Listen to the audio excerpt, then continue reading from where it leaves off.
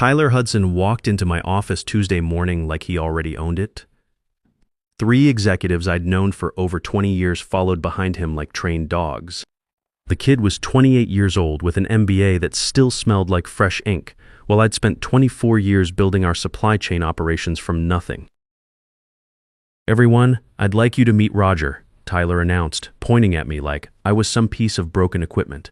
"He'll be handling legacy vendor relationships while I optimize our Asia-Pacific operations. From now on, Roger reports directly to me." Nobody said anything. Marcus from legal wouldn't look at me. Neither would Hugh from operations, or even Dorothy, who'd brought me coffee every morning for 10 years. They all suddenly found their shoes very interesting. "We're implementing AI-driven logistics optimization," our CEO Warren Caldwell explained, putting his hand on Tyler's shoulder. "Roger's institutional knowledge will help Tyler understand our historical patterns while we modernize everything." I was being turned into a museum piece. "Still breathing, but obsolete.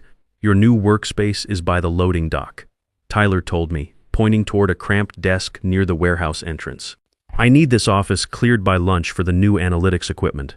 My office, where I negotiated million-dollar contracts with Asian suppliers. Where that photo of me and President Yamamoto still hung on the wall. The handshake that saved us $2 million during the 2019 trade war." "Got it," I said, keeping my voice steady. My watch band felt tight around my wrist. 3 hours later, I watched facilities guys haul my filing cabinets away in cardboard boxes, while Tyler directed computer technicians installing servers where my desk used to be. "The old conference table goes too," he told them. "We're going fully digital, that table where I'd hosted supplier dinners for 15 years, where handshake deals were made that kept our production lines running during the pandemic." My new desk was a folding table with a computer that took 10 minutes to boot up. My phone rang immediately. "Roger, it's Hugh. Tyler just called an operations meeting in conference room B when right now. He said, it's for department heads only." I was being cut out of meetings with my own supply chain team. "No problem," I said. My watch band was really cutting into my wrist now. After hanging up, I found an email from Tyler to the entire department. Subject: streamlining operations, moving beyond legacy inefficiencies. I opened the attachment and somebody might as well have punched me in the gut. These weren't just similar ideas to my 2023 supply chain optimization proposal. These were my exact recommendations, word for word, down to the specific cost savings projections for our Thai and Vietnamese operations. The same proposals Warren had called too aggressive when I presented them 18 months ago. A sticky note appeared on my folding table at 4:30. My office, 5 p.m. sharp. Tyler, I found him leaning against my former desk, typing on his laptop without looking up. "Sit," he said. I stayed standing. The watch band was really digging in. He finally looked up. "Your Asia-Pacific optimization strategy got great feedback in today's executive meeting." "You mean my Asia-Pacific strategy?" His smile didn't budge. "Your research provided useful groundwork, sure, but groundwork isn't architecture, Roger. I've modernized and elevated your basic concepts into something that actually scales. You copied my work word for word in some sections." "That's a serious accusation," he said, closing his laptop, "especially from someone in your position." "My position? People who've been at one company too long often become territorial about outdated methods. Warren understands this transition period might be challenging for you. So that's why you cut me out of my own team meeting. I needed honest feedback about operational leadership efficiency. People aren't always comfortable providing real assessments with legacy management sitting there." I got what he meant. He'd been collecting complaints about me.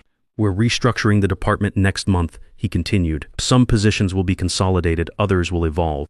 Your future here depends entirely on how well you adapt to new systems." The threat was obvious. "Anything else?" I asked. "Yes, the Yamamoto contract renewal tomorrow. I'll be handling it, Yamamoto Industries. My client for 16 years. President Yamamoto had specifically asked for me to handle their annual review. I spoke with Yamamoto-san this morning. He understands our new operational direction. Tyler was systematically stripping away everything I'd built. My responsibilities, my relationships, my reputation. That's all," he said, looking back at his laptop. I walked out, passing the glass conference room where my team was still meeting. They went quiet when they saw me, eyes darting away. Whatever Tyler had told them had poisoned the well on my folding table. A new email from HR, performance improvement plan, confidential. A formal PIP, first step toward getting fired. The document cited resistance to new methodologies and territorial behavior regarding operational changes. I'd given 24 years to this company, missed my son Aaron's Little League games for emergency supplier calls, worked through Christmas breaks to prevent production shutdowns, postponed my divorce settlement meetings to save key contracts. Now I was being pushed out by someone who'd built his entire strategy on my work. I packed my things without saying goodbye to anyone. In my truck, I sat for 20 minutes in the parking lot, loosening and tightening my watch band. It had cut a red mark into my wrist. But instead of getting angry like they probably expected, I started thinking clearly.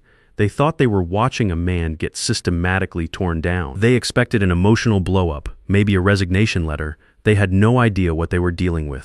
My name is Roger Steinberg, and 3 weeks ago I was the Senior Director of Supply Chain Operations at a manufacturing company that had just merged with our biggest competitor. I'm 49 years old, divorced, and share custody of my 16-year-old son Aaron. Before this mess started, my biggest worry was saving enough for Aaron's college tuition. The merger brought changes, sure, but nobody expected them to place a 28-year-old MBA with zero manufacturing experience directly above someone who'd literally built the department from scratch. I joined the company straight out of college when we operated out of 2 warehouses with heating that barely worked. We now have facilities in 8 countries. I personally negotiated 6 of those expansion contracts.